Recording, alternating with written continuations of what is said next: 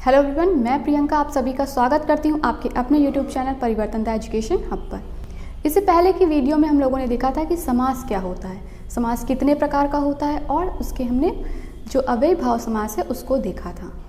अगर आप लोगों ने वो वीडियो नहीं देखी है तो वीडियो का जो लिंक है डिस्क्रिप्शन बॉक्स में दिया गया है, वहाँ से देख सकते हैं। आज हम लोग उसके आगे के जो प्रकार थे उनको देखेंगे। तो समास होता क्या है? समास होता है जब दो या दो से अधिक शब्द आपस में मिलते हैं और एक नए शब्द का निर्माण करते हैं, तो उसे क्या कहते हैं? हम समास कहते हैं। फिर हमने देखा था समास कितने प्रकार का होता है। जब दो शब्द होंगे तो एक जो शब्द होगा वो होगा पूर्व पद और जो दूसरा शब्द होगा उसे हम कहते हैं उत्तर पद। फिर हमने देखा था कि इन्हीं पदों की प्रधानता के आधार पर हमने समास के प्रकार को पढ़ा। तो समास के प्रकार कितने बताए थे? 4। किसके आधार पर? इन पदों की प्रधानता के आधार पर। तो हमने पहले देखा था कि जो इसमें पूर्व पद की प्रधानता होती है उसके अंतर्गत कौन सा समास आता है? हमारा अव्ययभाव समास, वो पढ़ चुके हैं। तो आज हम लोग पढ़ने वाले हैं कि उत्तर पद प्रधान जिन समास में है उसके अंतर्गत कौन कौन से समास आते हैं। तो पहला आता है आपका तत्पुरुष समास। तत्पुरुष समास के बताए थे आपको हमने कि 2 उपभेद होते हैं। कौन कौन से? कर्मधारय और द्विगु समास। ठीक है, तो हम पढ़ेंगे तत्पुरुष समास क्या होता है। ठीक, तो तत्पुरुष समास वह समास होता है जिसमें उत्तर पद जो है वो प्रधान होगा। क्या होगा?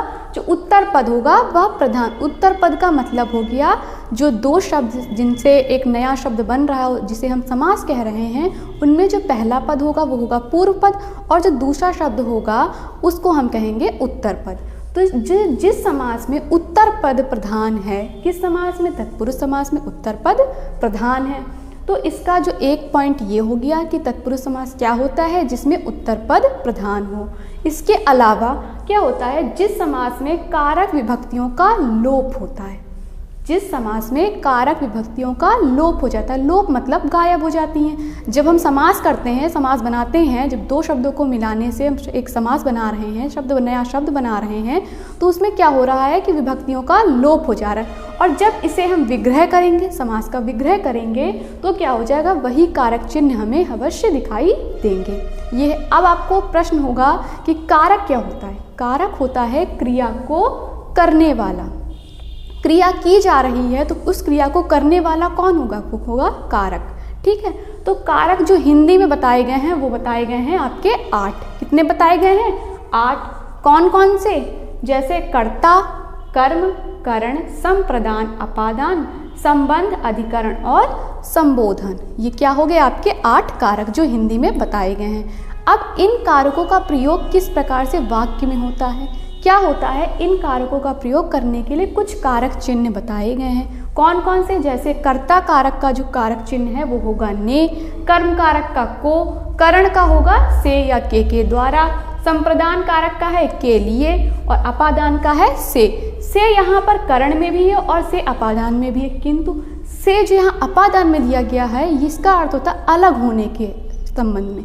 मतलब कोई चीज़ किसी से अलग होती है तब वहाँ पर जो से उपयोग होता है, जो हम उसका प्रयोग करते हैं, वो कौन सा कारक हो जाएगा? आपका अपादान कारक। फिर है संबंध। संबंध का, की, के, रा, री, रे आदि जो हैं वो किस कारक में प्रयोग किए जाते हैं? संबंध कारक में। अधिकरण कारक में क्या होता है? कारक चिन्ह में और पर। संबोधन का कारक चिन्ह क्या है? हे और अरे।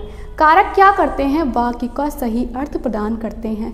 जिस प्रकार से आपके शरीर जो है वो जब सभी अंग सही रूप से कार्य करते हैं, आपका शरीर तभी सही से कार्य कर पाता है। अगर कोई भी एक अंग जो है वो कार्य ना कर पाए तो आपका शरीर सही से कार्य नहीं कर पाएगा। इसी प्रकार से अगर शब्द में या वाक्य में कारक चिन्ह का प्रयोग ना किया जाए तो अर्थ ही बदल जाएगा वाक्य का। तो किस प्रकार से? उदाहरण देख लीजिए। जैसे दिया गया है राम ने पत्र लिखा, तो यहाँ पर हमने बताया था कारक क्या होता है? क्रिया को करने वाला। यहाँ क्रिया क्या है आपकी? लिखना। ठीक है, यहाँ पे क्रिया आपकी हो गई लिखना। लिखा गया, क्या लिखा गया? पत्र।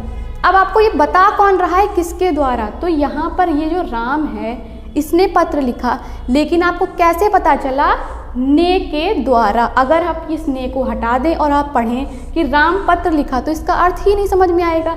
जब यहाँ पे ने का हम प्रयोग कर रहे हैं तभी तो हमें समझ में आ रहा है कि पत्र लिखा गया किसके द्वारा? राम के द्वारा।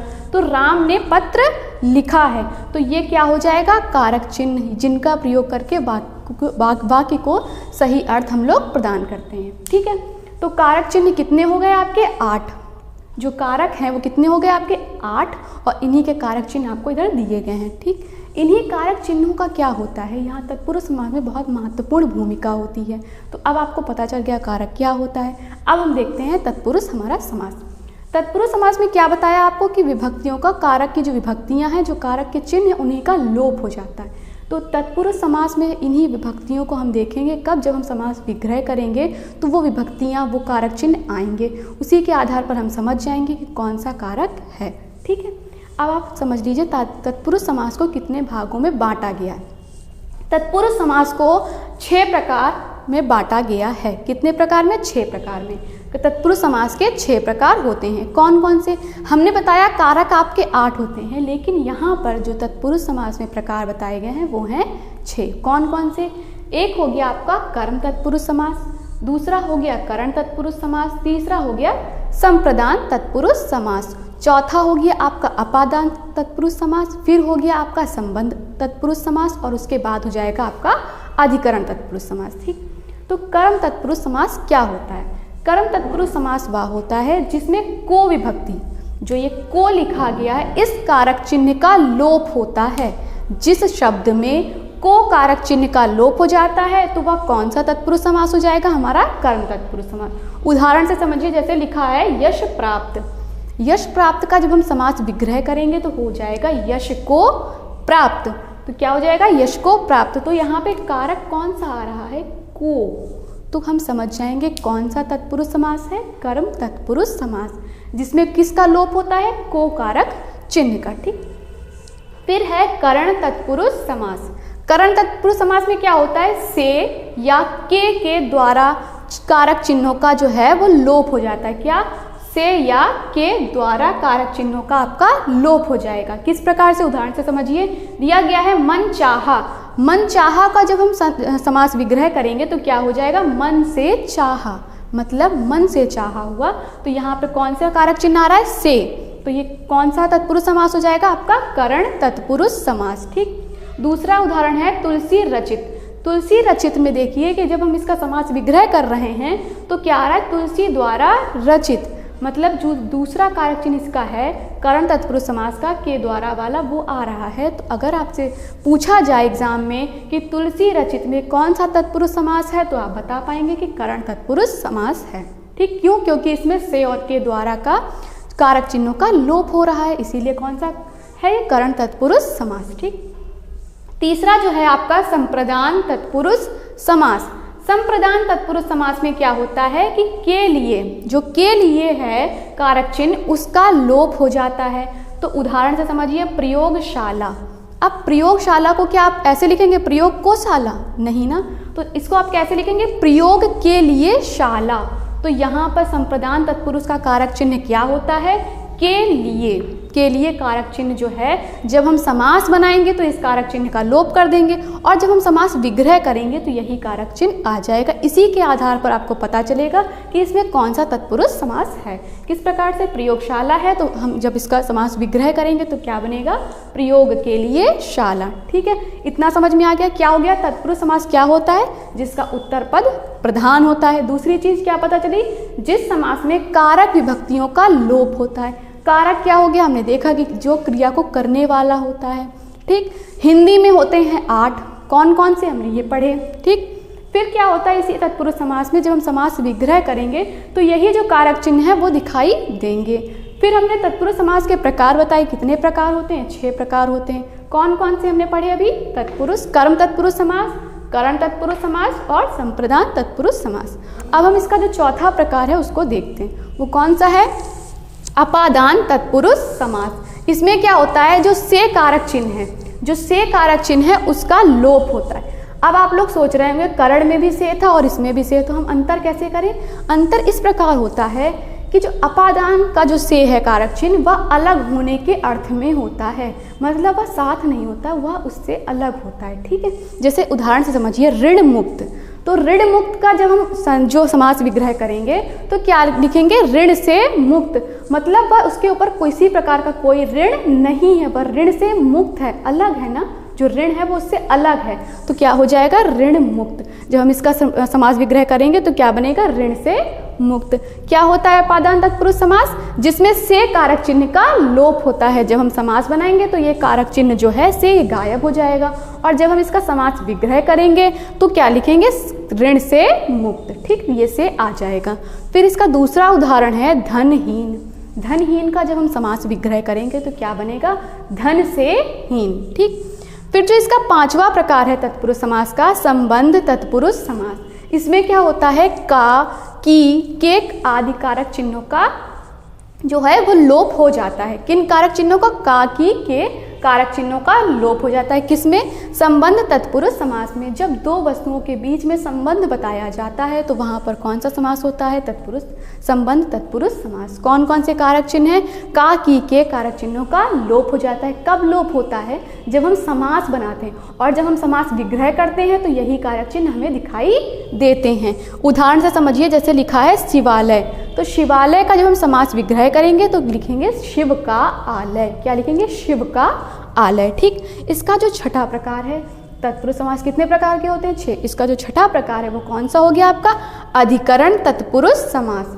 इसमें क्या होता है, अधिकरण तत्पुरुष समास में आपका जो में है, जो आपका में कारक चिन्ह है और पर कारक चिन्ह है, इनका लोप हो जाता है। किसका, में और पर कारक चिन्हों का लोप हो जाता है। ठीक, अधिकरण तत्पुरुष समास में किस प्रकार से, जैसे उदाहरण दिया है गृह प्रवेश। तो क्या आप गृह प्रवेश का जब समास विग्रह करेंगे तो क्या लिखेंगे, गृह के लिए प्रवेश, नहीं ना, तो आप क्या लिखेंगे, गृह प्रवेश को गृह में प्रवेश। जैसे कि जब आप गृह प्रवेश का समास विग्रह करेंगे तो क्या लिख रहे हैं, गृह में प्रवेश। तो ये जो में है कारक चिन्ह, ये किस में आ रहा है, आपके अधिकरण तत्पुरुष समास में। ठीक, फिर है आप बीती। आप बीती क्या हो गया, आप पर बीती। जब इसका समास विग्रह करेंगे तो क्या हो जाएगा, आप पर बीती। तो ये हो गए आपके तत्पुरुष समास के 6 भेद। ठीक है, अब हम इसके अलावा जो उत्तर पद प्रधान जिनमें है, कौन कौन से हो गए आपके, तत्पुरुष समास। इसके अलावा कौन से उपभेद 2 बताए थे हमने तत्पुरुष समास के, कर्मधारय समास और द्विगु समास, उनको पढ़ते हैं। अगर आप स्क्रीनशॉट लेना चाहें तो आप ले सकते हैं। चलिए देखते हैं कि कर्मधारय समास क्या होता है। कर्मधारय समास में भी उत्तर पद जो है आपका प्रधान होता है। ठीक है, अब इसमें जो पूर्व पद और उत्तर पद है वो होगा क्या, वो होगा या तो विशेषण। जो पूर्व पद है वो होगा विशेषण, और जो उत्तर पद है वो होगा विशेष। विशेषण का अर्थ हो गया जो विशेषता बताई जा रही है, और विशेष का अर्थ होगा जिसकी विशेषता बता रहे हैं आप। जो वह वस्तु है जिसकी विशेषता आप बता रहे हैं, वह वस्तु जो है वह हो जाएगी विशेष, और जो विशेषता उसकी बता रहे हो आप वह हो जाएगा विशेषण। ठीक है, इसके अलावा पूर्व पद क्या हो सकता है, पूर्व पद हो सकता है आपका उपमान। उपमान, और जो उत्तर पद होगा वह क्या होगा, उपमेय। अब उपमेय क्या होता है, उपमेय वह वस्तु या प्राणी होता है जिसका वर्णन आप कर रहे हैं। क्या होता है, वह वस्तु या प्राणी जिसका आप वर्णन कर रहे हैं, वो क्या कहलाएगा आपका उपमेय। और उपमान क्या होता है, जिससे उस वस्तु या प्राणी की आप तुलना कर रहे हैं, तो क्या कहलाया, उपमान आपका हो गया जिससे आप तुलना कर रहे हो, और उपमेय क्या हो गया, जिसका आप जो वस्तु है जिसका आप वर्णन कर रहे हो। ठीक है, तो यहाँ पर क्या है, आपने देखा कि जो कर्मधारय समास है उसमें उत्तर पद प्रधान होता है, और पूर्व पद क्या क्या हो सकता है, देखिए पूर्व पद आपका विशेषण होगा और उत्तर पद क्या होगा, विशेष होगा। फिर आपने देखा कि उपमान हो सकता है पूर्व पद, और जो उत्तर पद होगा वो होगा उपमेय। ठीक, अब अगर हम इसको परिभाषा रूप में देखें तो कैसे देख सकते हैं कि जिस समास में पूर्व पद और उत्तर पद में विशेषण विशेष्य का या उपमान उपमेय का संबंध हो। क्या कहा, जिस समास में पूर्व पद और उत्तर पद में विशेषण विशेष्य का, उपमान और उपमेय का संबंध हो, वो कौन सा समास कहलाएगा, आपका कर्मधारय समास। ठीक है, और आपने समझा कि उपमान और उपमेय क्या होता है, उपमेय वह वस्तु जिसका वर्णन हो रहा है, और उपमान वह वस्तु जिससे आप वर्णन कर रहे हैं। जैसे आपने कह दिया चंद्रमुख, तो आप यहाँ पे चंद्रमा किसे कह रहे हैं, चांद सा किसे कह रहे हैं, मुख को ना, तो मुख का वर्णन हो रहा है तो मुख हो जाएगा आपका उपमेय, और किससे आप उसकी तुलना कर रहे हैं, चंद्र से, चंद्रमा से, तो वह चांद आपका हो जाएगा उपमान। ठीक है, अब इसके जो उदाहरण हैं वो देख लेते हैं। उदाहरण क्या है, नील कमल। ठीक है, तो नील कमल में नीला क्या हो गया आपका विशेषण। ठीक है। जो हमने अभी पहला देखा था कि पूर्व पद क्या होगा, विशेषण होगा, और जो उत्तर पद क्या होगा, विशेष, जिसका हम वर्णन कर रहे हैं, जो वस्तु जिसकी हम विशेषता बता रहे हैं, ठीक है। तो यहाँ पे नील कमल है, नील कमल में नीला हो गया विशेषण और विशेष क्या हो गया, कमल, क्योंकि कमल की हम विशेषता बता रहे हैं कि वह कैसा है, नीला।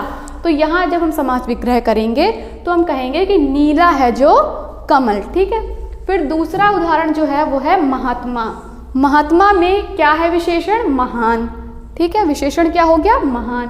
और क्या है महान, आत्मा। तो हम आत्मा को ही तो महान कह रहे हैं, तो आत्मा हो गई आपकी विशेष, ठीक है। जब हम समास विग्रह करेंगे तो क्या हो जाएगा, महान है जो आत्मा। अब अगर हम उपमान और उपमेय वाला उदाहरण देखें तो वो क्या होगा, मृग नयन। मृग नयन, तो जो नयन है उसको हम क्या कह रहे हैं, मृग के समान। तो यहाँ मृग हो जाएगा उपमान और नयन हो जाएगा उपमेय। तो जब हम समास विग्रह करेंगे तो क्या हो जाएगा, मृग के समान नयन, ठीक है। फिर दूसरा जो उदाहरण है चंद्रमुख। चंद्रमुख क्या हो जाएगा, चंद्र हो जाएगा आपका उपमान, क्योंकि हम किसकी से तुलना कर रहे हैं, चंद्रमा से। किसकी तुलना कर रहे हैं, मुख की। तो यहाँ पे मुख हो जाएगा आपका उपमेय, ठीक है। इसका जब हम समास विग्रह करेंगे तो क्या हो जाएगा, चांद के समान मुख। कर्मधारय समास ये हो गया, आपको समझ में आ गया। कर्मधारय समास क्या होता है, इसमें उत्तर पद प्रधान हो और पूर्व पद और उत्तर पद में कैसा संबंध हो, विशेषण विशेषिका या उपमान और उपमेय का, ठीक है। इतना समझ में आ गया। अब हम देखते हैं द्विगु समास क्या होता है। तो द्विगु समास जो है उसमें भी उत्तर पद आपका प्रधान है, और इसमें क्या होता है, इसकी जो पहचान है, जो पूर्व पद होगा वो होगा संख्यावाची शब्द, ठीक है। जो पूर्व पद होगा वो होगा संख्यावाची विशेषण, ठीक है। और उत्तर पद जो है वो इसका प्रधान हो गया। इसको उदाहरण के जगह देखिए कि नवरत्न, तो कितने रत्न, 9 रत्न। यहाँ पर संख्या आ गई तो ये कौन सा समास हो जाएगा, आपका द्विगु समास। दूसरा उदाहरण है चौराहा। चौराहा का समास विग्रह करेंगे तो हो जाएगा 4 राहों का समाहार। मतलब जहाँ पर 4 राहें मिल रही हों तो उसे हम क्या कहेंगे, चौराहा। यहाँ पर भी संख्या का पता आपको चल रहा है। फिर है त्रिभुवन। त्रिभुवन में क्या है, 3 भवनों का समाहार। जहाँ पर 3 भवन मिल रहे हो वहाँ पर कौन सा समास, ये कौन सा हो जाएगा आपका द्विगु समास। क्यों, यहाँ पर 3 संख्या का बोध हो रहा है, आपको समूह का बोध हो रहा है, तो वह कौन सा समास हो जाएगा आपका द्विगु समास। क्या है द्विगु समास, जिसमें उत्तर पद प्रधान होगा और जो पूर्व पद होगा वो संख्यावाची शब्द होगा, ठीक है। अब आपने देख लिया कि समास क्या होता है, समास कितने प्रकार का होता है। फिर हमने देख लिया आज की तत्पुरुष समास क्या होता है। तत्पुरुष समास के अलावा हमने देखा कि कर्मधारय समास क्या होता है, द्विगु समास क्या होता है। अब जो बचे हुए समास हैं उनको हम लोग नेक्स्ट वीडियो में देखेंगे।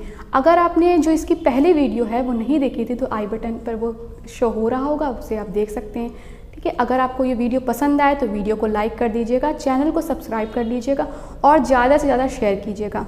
अगर आपको इससे रिलेटेड जो PDF है वो चाहिए हो तो हमारा टेलीग्राम जो ग्रुप है उसको ज्वाइन कर लीजिए और इसके अलावा हमारे इंस्टाग्राम पेज को भी फॉलो कीजिए। Thank you.